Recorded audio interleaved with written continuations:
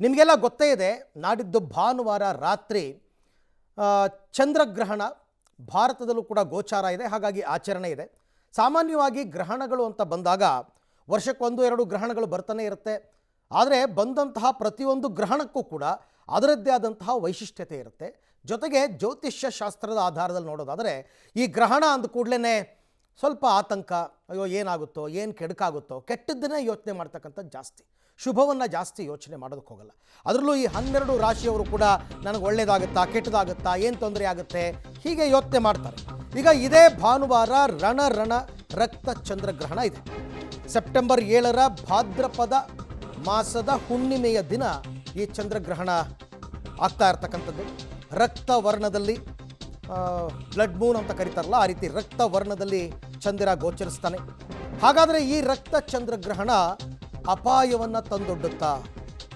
ಯಾರಿಗೆಲ್ಲ ಈ ಗ್ರಹಣದ ಗ್ರಹಚಾರ ಇದೆ, ಗಂಡಾಂತರಗಳು ಕಾದಿದೆಯಾ, ಗ್ರಹಚಾರಕ್ಕೆ ಪರಿಹಾರಗಳಿದೆಯಾ, ಜೊತೆಗೆ ಪ್ರಾಕೃತಿಕ ವಿಕೋಪಗಳೇನಾದರೂ ಸಂಭವಿಸುತ್ತಾ? ಅದರ ಮುನ್ಸೂಚನೆ ಅಂತೂ ಈಗಾಗಲೇ ಸಿಕ್ಕಿದೆ. ಪ್ರಾಕೃತಿಕ ವಿಕೋಪಗಳು, ಚಂದ್ರನನ್ನು ಜಲಕಾರಕ, ಮನೋಕಾರಕ ಅಂತ ಕರೀತಾರೆ. ಹಾಗಾಗಿ ತೊಂದರೆಗಳಾಗುತ್ತೆ ಅಂತ.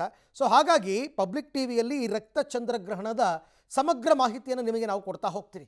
ಈ ಗ್ರಹಣ ಭಾರತದಲ್ಲಿ ಗೋಚಾರ ಇದೆ. ಭಾರತದ ಯಾವುದೇ ಭಾಗದಲ್ಲಿ ನೀವು ಭಾನುವಾರ ರಾತ್ರಿ ಈ ಗ್ರಹಣವನ್ನು ಬರಿಗಣ್ಣಿನಿಂದ ನೋಡಬಹುದು. ಆದರೆ ಇದರ ಪರಿಣಾಮಗಳು ಏನು ಅಂತಕ್ಕಂಥದ್ದು ಬಹಳ ಮುಖ್ಯ. ಮತ್ತು ದೀರ್ಘಾವಧಿಯ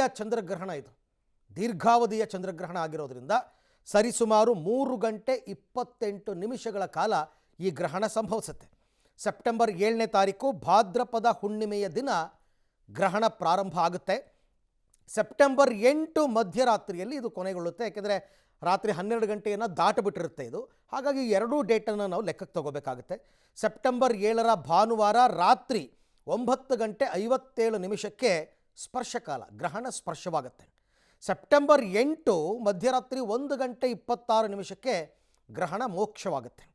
ರಾತ್ರಿ 11ರಿಂದ 12 ಗಂಟೆ 22 ನಿಮಿಷದ ತನಕ ಗ್ರಹಣ ಉತ್ತುಂಗದಲ್ಲಿರುತ್ತೆ. ಅಂದರೆ ಕಂಪ್ಲೀಟ್ ಚಂದಿರನನ್ನು ಕವರ್ ಆಗಿರ್ತಕ್ಕಂಥ ಸಮಯ ಅಂತಂದರೆ ರಾತ್ರಿ 11ರಿಂದ 12:22, ಒಟ್ಟು 3 ಗಂಟೆ 28 ನಿಮಿಷ 2 ಸೆಕೆಂಡ್ ಈ ಗ್ರಹಣ ಇರತಕ್ಕಂಥದ್ದು. ರಕ್ತವರ್ಣದಲ್ಲಿ ಅವತ್ತಿನ ದಿನ ಚಂದ್ರ ಗೋಚಾರವಾಗುತ್ತೆ. ಭಾರತದಲ್ಲಂತೂ ಎಲ್ಲೆಡೆ ಈ ಗ್ರಹಣ ಗೋಚಾರ ಇದೆ.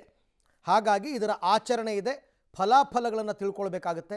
ಯಾವ ರಾಶಿಯವರಿಗೆ, ಯಾವ ನಕ್ಷತ್ರದವರಿಗೆ ಇದು ಶುಭವಾಗುತ್ತೆ, ಅಶುಭವಾಗುತ್ತೆ, ಮಿಶ್ರ ಫಲಗಳನ್ನು ಕೊಡುತ್ತೆ, ಹಾಗಿದ್ದಾಗ ಅದಕ್ಕೆ ಪರಿಹಾರವಾಗಿ ಏನು ಮಾಡ್ಕೋಬೇಕು, ಹೀಗೆ ಹಲವಾರು ಪ್ರಶ್ನೆಗಳು ಪ್ರತಿಯೊಬ್ಬರಿಗೂ ಕೂಡ ಕಾಡ್ತಾ ಇರುತ್ತೆ.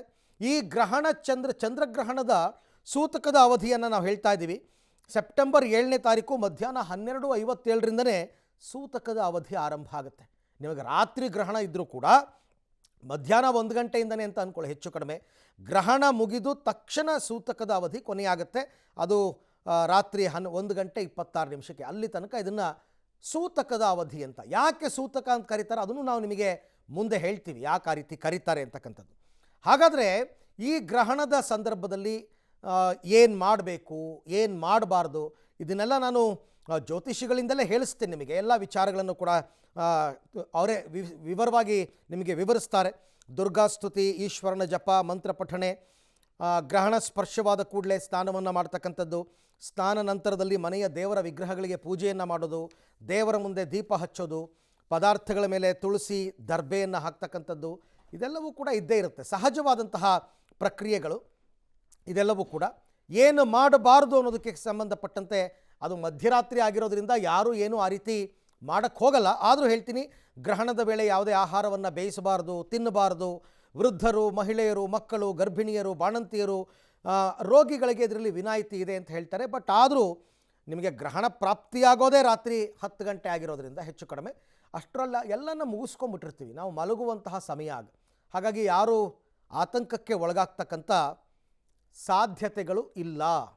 ಸೊ ಹಾಗಾಗಿ ನಾವಿನ್ನು ಮುಂದಕ್ಕೆ ಅದೆಲ್ಲ ವಿಚಾರಕ್ಕೆ ಸಂಬಂಧಪಟ್ಟಂತೆ ಮಾಹಿತಿಯನ್ನು ಕೊಡಿಸ್ತೀನಿ. ಬಟ್ ನಾನು ಆಗಲೇ ಹೇಳಿದಂತೆ ಗ್ರಹಣ ಅಂದ ಕೂಡಲೇ ಹಲವು ವೈಶಿಷ್ಟ್ಯತೆಗಳೆಲ್ಲವೂ ಕೂಡ ಇರುತ್ತೆ.